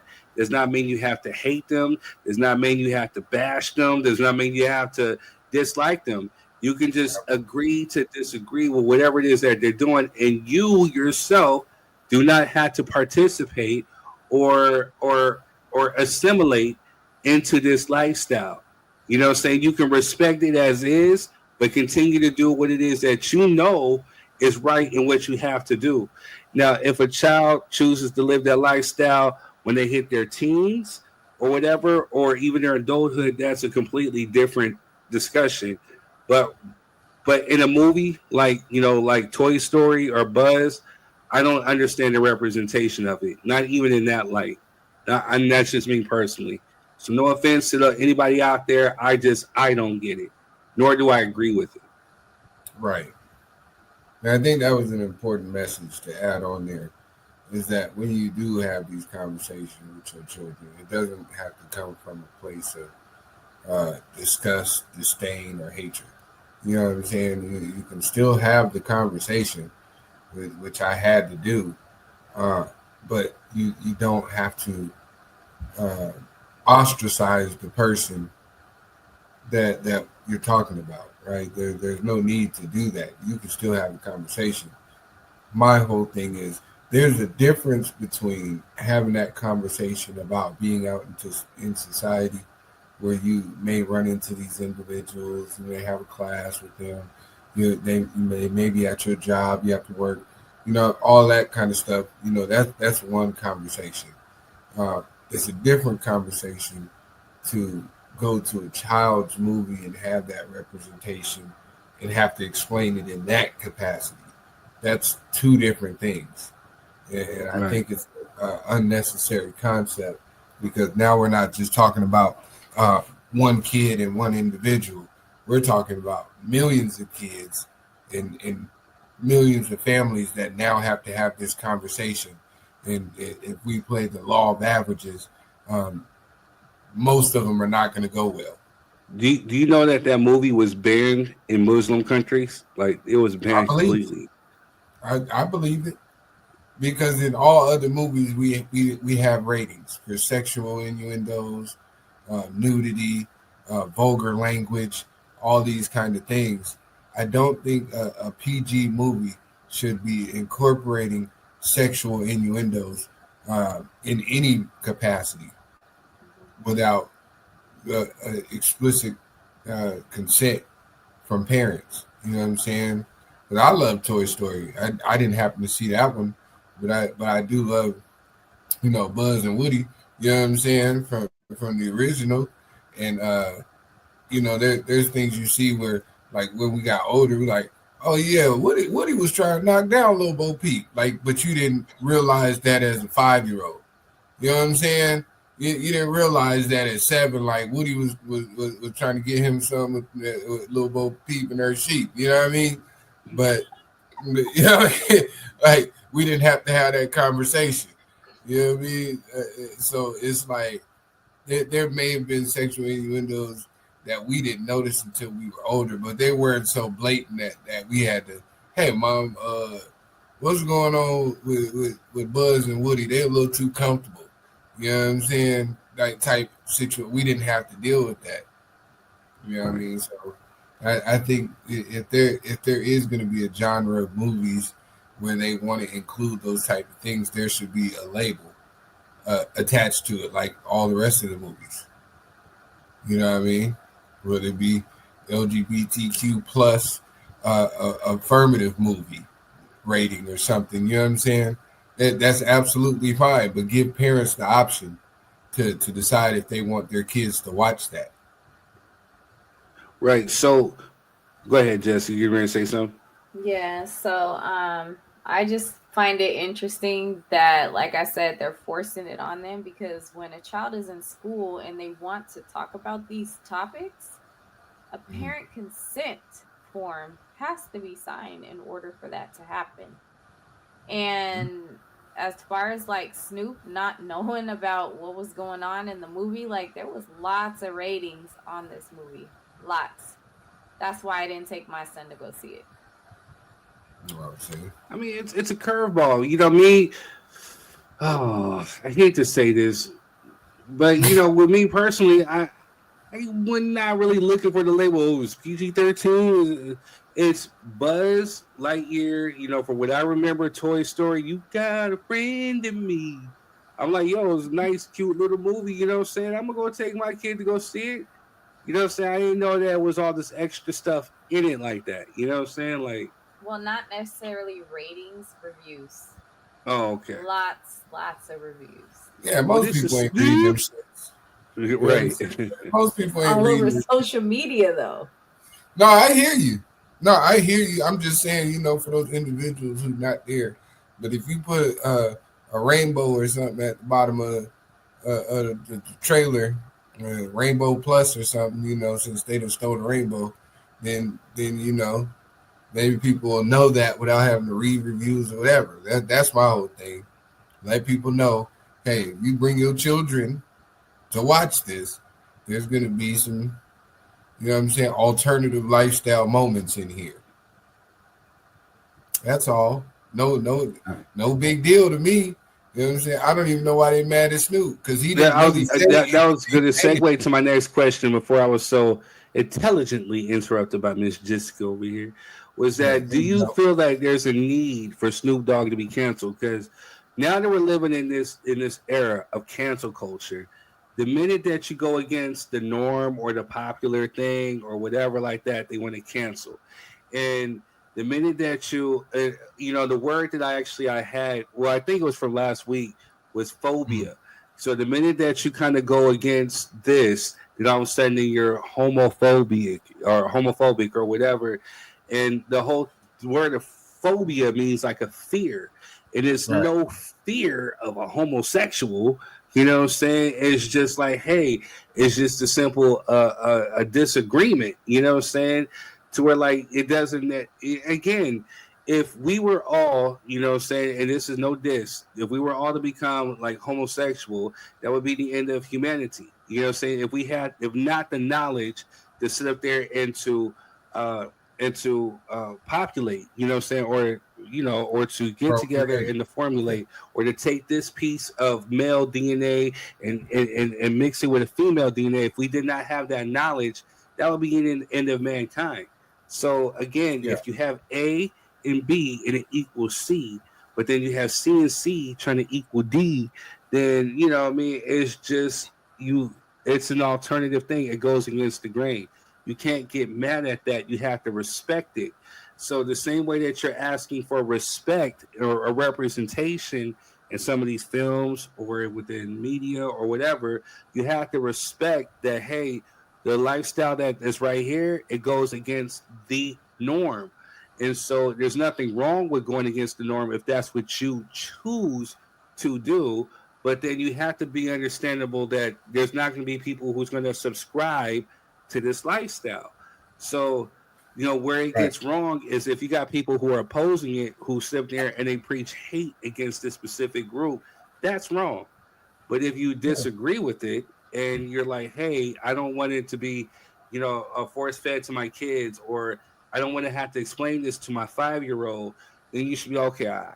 I get that and respect it. And you can come with a cohesive a conversation. But the need to cancel Snoop for what he said, I mean, it was an honest knee-jerk reaction. Yeah, and, you know, truthfully, what a lot of other people think outside of him is probably worse than what you got from Snoop. Because he could have easily said, hey, man, don't pay that no mind. We won't fuck with that gay shit. You know what I'm saying? Now, if he would have came out and said that, then y'all would have had maybe a legitimate reason to cancel Snoop. But from what I just heard in that segment, I think he handled it pretty well. Hey, man, keep watching the movie. Hey, the movie ain't over. Look, this is the good part. That's what a responsible person would do. You know what I'm saying? And if he met it with hatred and vitriol, then yeah. But like Third, I agree with you wholeheartedly. It's the audacity to to have so high a standard of somebody to respect your situation while also disrespecting theirs. That's always been my problem with said community. I'm not afraid of y'all, not scared or none of that. It's the fact that you can't mutually respect my decision to not participate and not believe that it's the right thing to do without disrespecting you. I don't have to disrespect you to say that's cool if that's what you do. I don't participate, and I don't think my family should participate in that. Now, if someone in my family happens to come along and be a part of that community, I'm going to respect and love on them because they family, just the way I would any other member. You know what I mean? But I don't have to force feed this shit to my kids because that's how you feel. You know what I'm saying? That's not how that works. Agreed. That's just where I'm at with it. Any closing remarks before we jump to the next? Nope. Yeah, I think that was a good mic drop from Quez, from brother Minister Farrakhan X. What? Come on, man.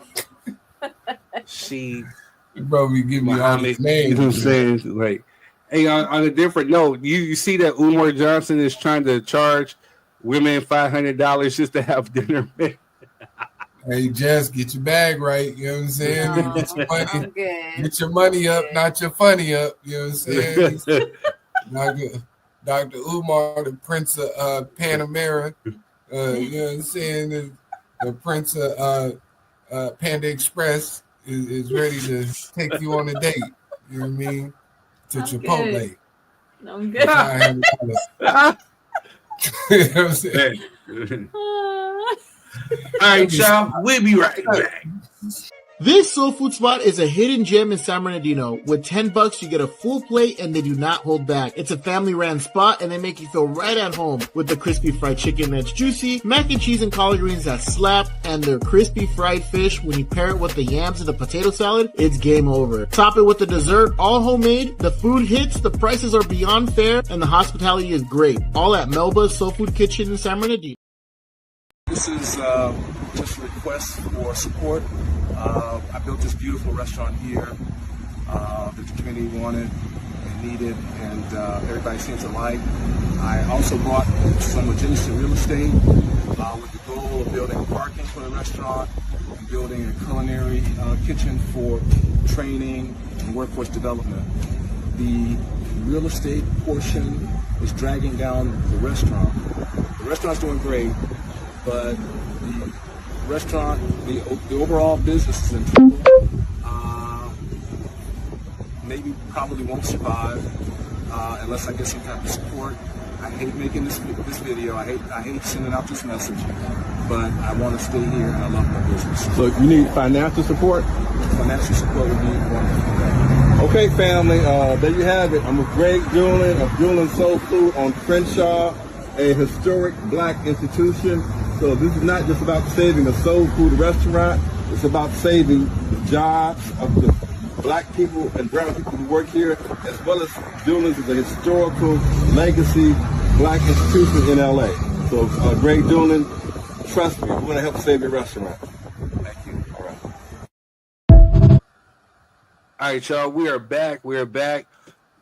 Thank you for watching and thank you for supporting so far. If you guys are on Facebook, make sure you guys are hitting that like, share button. Hit those emojis. If you're on YouTube, make sure you hit the like, share, subscribe, and notification button. We love you. We thank you for the support. Just like you seen in that last little clip, I just wanted to do a PSA. If you're in LA, i.e., even if you're in Dago, if you're even coming out from the Bay, make sure that you go out and you go support Doolins. The origin story is that they used to be on Kizzy's Kitchen on Marina Del Rey. And then I think the wife and him has split to where they split the business or whatever. So then he became Doolins. And Doolins, truthfully, I don't care what anybody say. They got great food at great prices. You know what I'm saying? Like my favorite thing to get from there are the short ribs. I get the stuffing, not the stuffing, but the dressing, mac and cheese with that gravy. The corn muffins are hitting. The lemonade is popping, you know what I'm saying? And even through the pandemic, they survived. So even with this being said right here, the same love that this community that you give into Melba's, which is beautiful, and they thrive. They have lines going out literally out the door. Let's make sure that we pour into Doolins off of Crenshaw. Make sure that you go pull up. You know, hey, anything that you need me to do, I'm calling on my fellow content creators. Go out there, go film yourself eating some of that food, give good reviews, flood YouTube, flood Google with good reviews. Make sure that we pour back into this dude and in this community. And that's my only request. We'll be there sometime next week. We're going to go get some food. Me and Jess, we're going to pull up, and we definitely going to support. Even if we got to stay the weekend out in the city, we're going to pull up, we're going to eat, and we're going to support. Good stuff, man. Good stuff. Shout outs to them. You know what I mean? It's important now, outside of the restaurant, just hearing that he wanted to create a co-work space, you know what I'm saying, where he can help people who want to get into the culinary field, man. Super dope, Right. As an individual who went to culinary school, man, opportunities like that are far and few between. So, to get that type of training from an individual who has a successful restaurant already, they could teach you front of house, back of house, ordering, food pricing, menu creation, all that type of stuff is very imperative when you get into the culinary field. And a lot of people have to learn the hard way and the long, drastic way of failure. So that's what piqued my interest about his plea right there. If nothing else, help so that he can create that shared space for individuals, even the youngsters that want to travel along that road of becoming culinary giants, man. So agreed. Shout out to them. We'll pick this back up too. We're definitely gonna have we'll make some content. We'll show it on the show either next week or the week after. But we're definitely gonna go out there and go support it. So. All right, y'all. So the last little leg of the show, something just popped up to where created a good conversation. We're not gonna stay too long on it, but we're definitely gonna touch on it.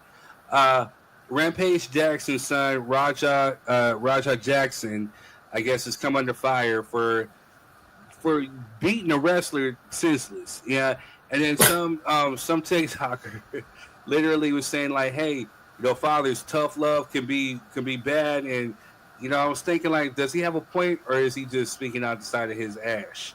But so we're gonna show you the video. I'm gonna show you a little bit of it. Saying we're gonna get what he has to say. Then of course we're gonna drop our 3 cents, and let's just check this out right here. All right.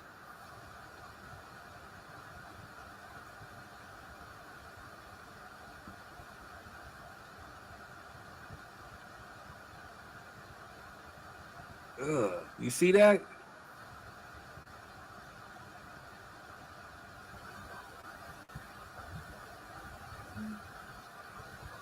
Jeez. I think he went off script. You know what I'm saying? Like, did someone tell him that this is supposed to be staged? Or choreographed? You know what I mean?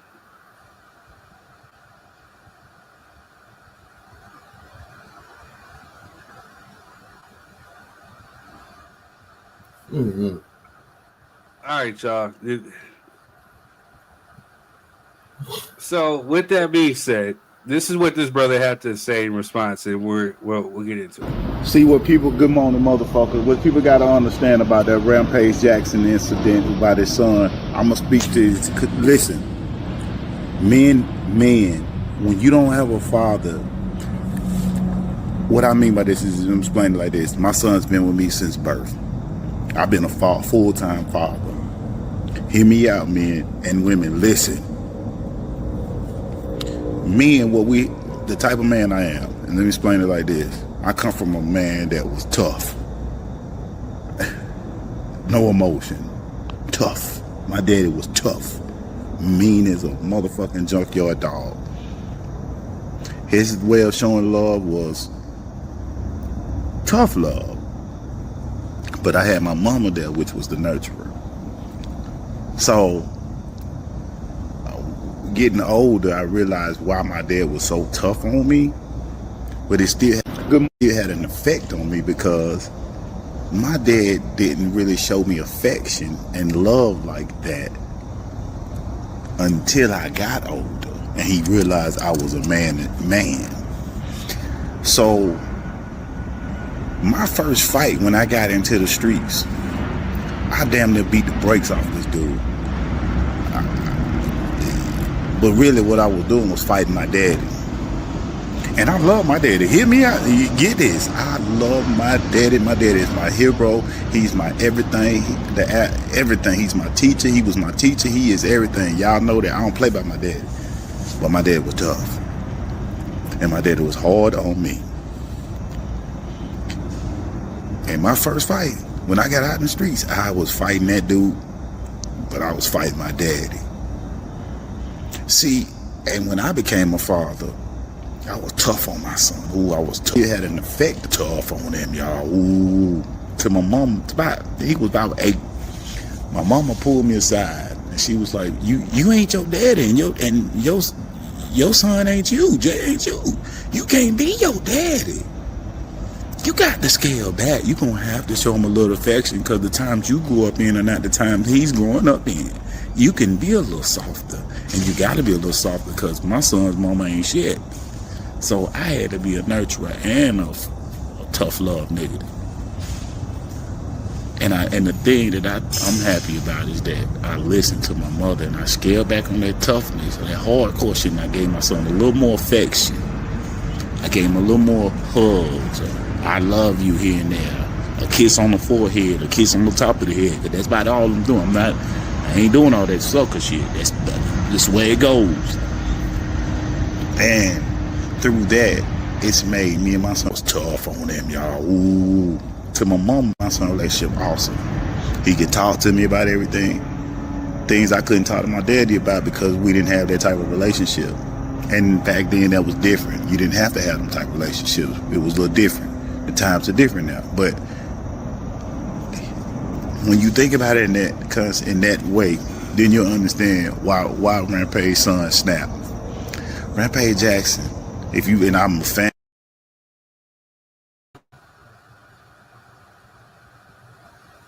All right, y'all. You agree or disagree with what the brother is saying? Neither. I don't agree or disagree because there may be a segment of individuals out there who feel that way. You know, I've seen individuals whose parents was tough on them, and it ended up having the opposite effect of what they desired. And then I've also seen the other side where parents didn't give two cares in the world about them kids, and they turned out to be amazing individuals. So I think he had some key points in there, you know, in terms of being a father. You do have to learn to have a healthy balance of discipline and reasoning and understanding with your children. You can't always be a drill sergeant and so standoffish. But as far as that Rampage Jackson thing and his son, what I've seen just from the little bit of social media clips and videos I see of them, they look like they have a great relationship to me. You know what I'm saying? Fun, banter, joking. So I don't necessarily think that was that. And I don't think that video is real to the extent of what they're portraying it to be to me. You gotta remember, this is still wrestling. True. Jess, what are your thoughts? So yeah, I don't know what's going on here. I never seen this before on my social media feed, but I don't know. I'm not a father, so I really don't know what to say. Like, you know, like my son is able to talk to me more than he talks to his dad. So, and his dad is not tough on him. So I don't know. what I'm saying. Yeah. I don't know. He down to seems like parents. he's not emotionally intelligent at all. So I don't know. Who, the guy or Rampage Jackson's son? The guy that was, I don't know. The guy that was beating Talking? him, was that the guy that was Rampage talking? Jackson's son. No, it was different. Oh, well then, never mind. Just count me out of this one. I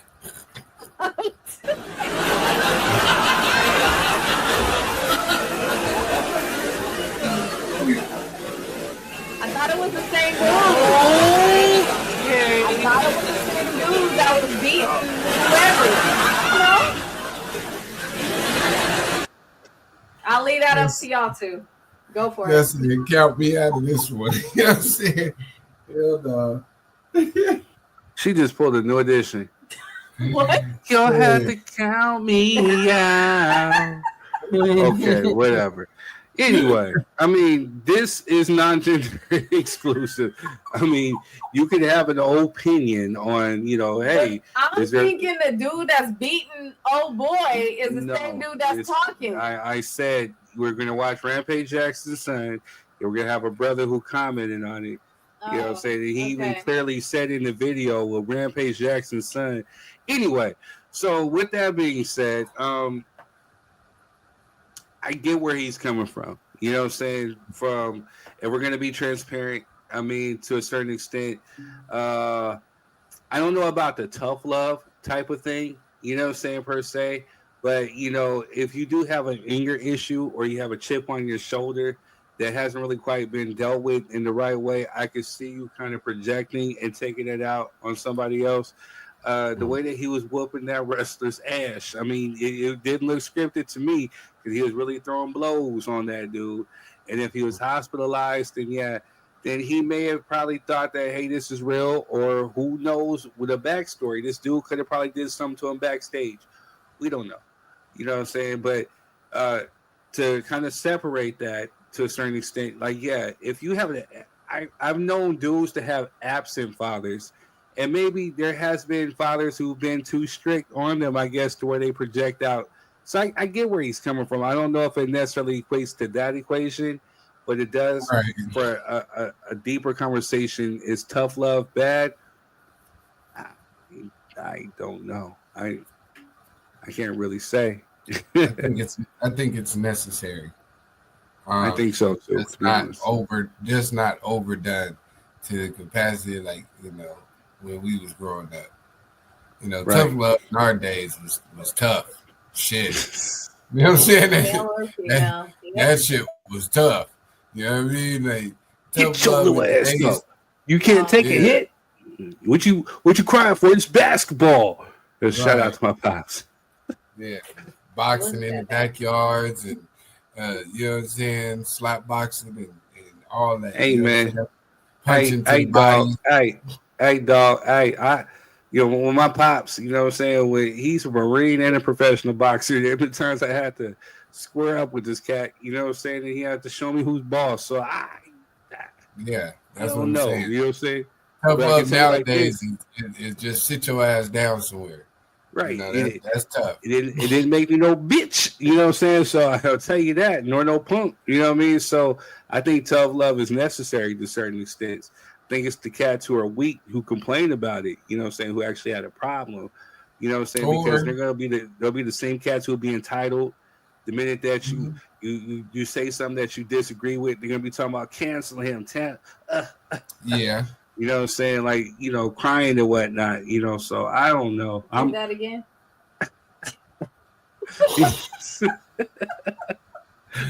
Or yeah. Or those are the same individuals who expound upon it excessively.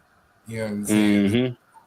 Who create the environment where we gotta have a conversation about, hey bro, you too tough. You know what I'm saying? I need you to relax. You know what I mean? So, you know what I mean? If you got any kids that play sports, y'all all seen that dad out there who's going too hard in the paint. You know what I'm saying? Like, bro, this is a game. You know what I mean? You need to snatch your kid up on the sideline and choking him and shit. You know what I mean? That's a bit much to me. That's excessive, right? Yeah, so There's tough love, and then there's abuse, nigga. Right. Right. Now, there's abuse. What that dude was talking about, I guess you could say. This dude with the effects. Yo, when he's talking about as far as like trying to get some get back on your pops or your father, yeah, I can see that. You know what I'm saying? Especially if you had an absentee father. You know what I'm saying? Like, I ain't telling no more stories on here. You know what I'm saying? But it's definitely true. You know what I'm saying? Where some of that resentment, some of that anger, you know what I'm saying? Especially if you have it pent up, you know what I'm saying? It come out in different ways. And especially if you see somebody who resembles, the one thing that I used to have a problem with, I don't even know that Quez, is that I would hate for people to kind of like, stand over me or get overly aggressive or like touch. You know what I'm saying? That would be my trigger. And then the minute that they start like hovering over and like talking to, then, I snap and I see red. And I would be like Rampage and try to beat the bricks off you. You know what I'm saying? So it's a deeper psychological issue that goes on there if you don't know how to work that out. Yeah, I don't know. I didn't fight, so I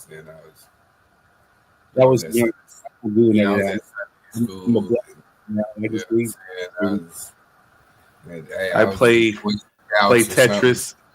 You know what I'm saying? What do good kids do? Yeah, like, I write soliloquies now. I don't know nothing about what they talking about. Yeah, I was like captain of the chess team. I didn't do nothing. Yeah, black nerd here. I really was in the choir, so I was choir boy. We were definitely in choir with a nigga from Chicago. You know what I'm saying? That don't mean choir boys don't fight. Hey, our choir director was ready. Hey, our choir teacher was Joe Clark. Right, this nigga from Chicago. I don't know how he got. He was from Indianapolis, or no, he was from Indiana. He was from Gary, I think. Oh yeah, he was from somewhere in the Midwest. But I just don't know how that nigga got this job. Hey man, we gonna that man out there. But the stuff that Snoop said was like a walk in the park compared to what he told us one day. He said, "Look, I don't care what you call yourself. You call yourself this, that. We will not have this in this class." Next thing you know, his face is all on the papers. And you know what? The cold part about it was just he gave zero funks. Zero. He's the rich nigga. That's what I learned from. I said what I said. All right, now sing this Temptation song right here. You're singing it wrong. Like it doesn't happen. You know what I'm saying? That man. Give a damn, boy. You know what I'm saying? Wherever you from in the Midwest, you could tell he was from the Midwest. He had no time for none of that California bullshit we was talking about. You know what I'm saying?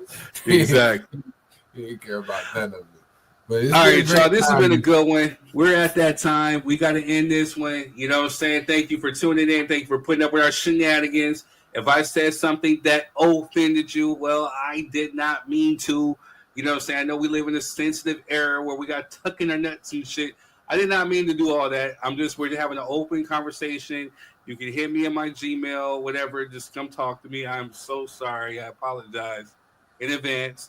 But thank you for the ones who subscribe, who love us. Don't shake your head, Jess. You a mess. How? You already know how. We ain't got time to explain.